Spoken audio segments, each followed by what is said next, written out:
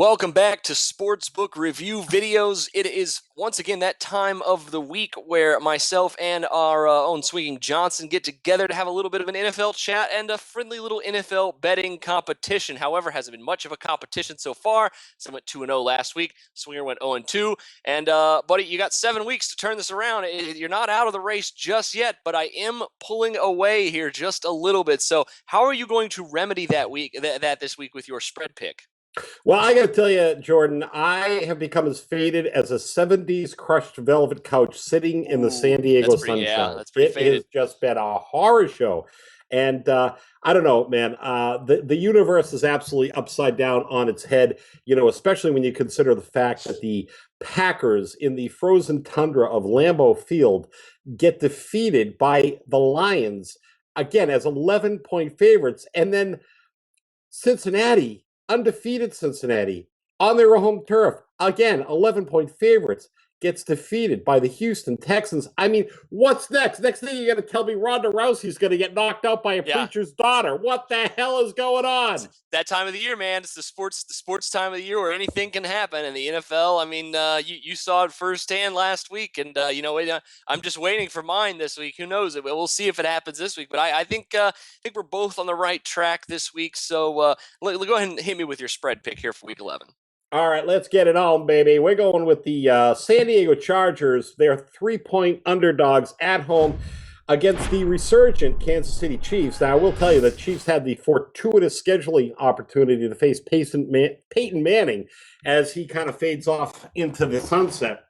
But I can tell you that Kansas City certainly wouldn't have enjoyed that outcome where they defeated the Broncos 29-13 at Mile High had Peyton Manning not been quarterbacking. I mean, obviously, he shouldn't have been out there. He threw 4 picks, 35 yards. Couple that with the fact that DeMarcus Ware and Aqib Talib sideline, even the receiver Emmanuel Sanders was ailing. It was just one of those games for the taking, and the Kansas City Chiefs just happened to be the beneficiary of it. On the flip side, the Chargers have had a couple of weeks to get healthy, and the one thing that people don't often look for is who's coming back on the offensive and defensive lines that have been out. Now, you've got King Dunlap and Orlando Franklin that have been ailing for the Chargers. They should be back in action. And you know what? They got to get a run game started because, those are the kind of guys that will be able to blow some holes open for rookie Melvin Gordon, who's really just not had the same mojo that he had at Wisconsin. Now, you can say, hey, well, how are they going to do that? The Chiefs, they have a top 10 run stop unit. They've got 15th against the pass, but they've not faced a quarterback like Philip Rivers. And despite the fact that the San Diego Bolts have become the dolts yet again, and their record is far from impressive, Philip Rivers leading the league's top aerial assault. And I think he's going to get it done. I think he's going to have a lot of protection. And I think that the Chiefs aren't that great defending the pass. And this one looks like the moon and the stars are going to line up because I think the Kansas City Chiefs are going to regress to the norm. I think that some of their victories have been, they really have been more perception than reality. I like San Diego here +3. As long as San Diego can stop the Chiefs' running game and as long as they can protect Philip Rivers, two things they have been pretty horrible at this year, I am right there with you with this pick. I think that because of how bad the Dolts have been playing this year, as you call them, getting a little bit undervalued here. So I completely agree. I think that this is the play here, taking the points with San Diego at home. That offensive line has been bad, but like you said, I like that King Dunlap's coming back this week. Believe he's probably their best offensive lineman. So I'm right there with you. I think the Chargers definitely I think the square is going to be on the Chiefs here after they beat the Broncos last week. I think it's a great opportunity to fade the public in this one. But for me, I'm actually going with a home favorite in this one. And surprise, surprise, I'm laying the 1.5 with the Chicago Bears this week against the Denver Broncos. Now, I have some reasonings for this, and obviously the Broncos didn't look great last week, but they should be getting some of their guys back. But the key to this one, I think, is twofold. One, will Matt Forte play? He did practice yesterday, did not go through practice today because they were on turf. As long as he practices on Friday, he looks like he has a good chance to play in this one.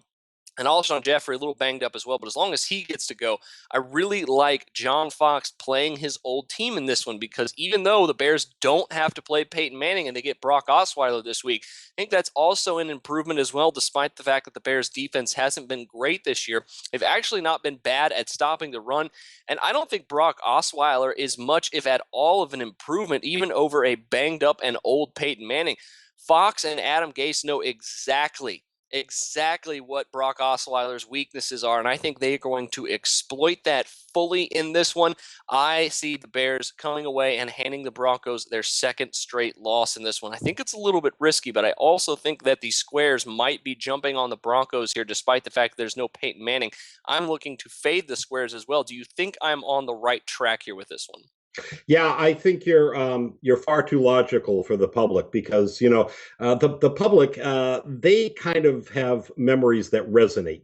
They think of the Broncos and they think Broncos good, and then they think of the Bears bad. But it's, as we know, it's a constantly evolving league, and as as much as I wanted to continue to fade the Chicago Bears, if you look at what they've done really over the past 6 weeks, they've been in every single game. They've covered the number in 5 of 6. And the only wild card is Jay Cutler, because sometimes he looks like a world beater, and other times, he'll toss an interception, and you just cannot freaking believe that he did it. That being said, they are at Soldier Field. Denver is reeling. Yeah, I like it. I like it a lot.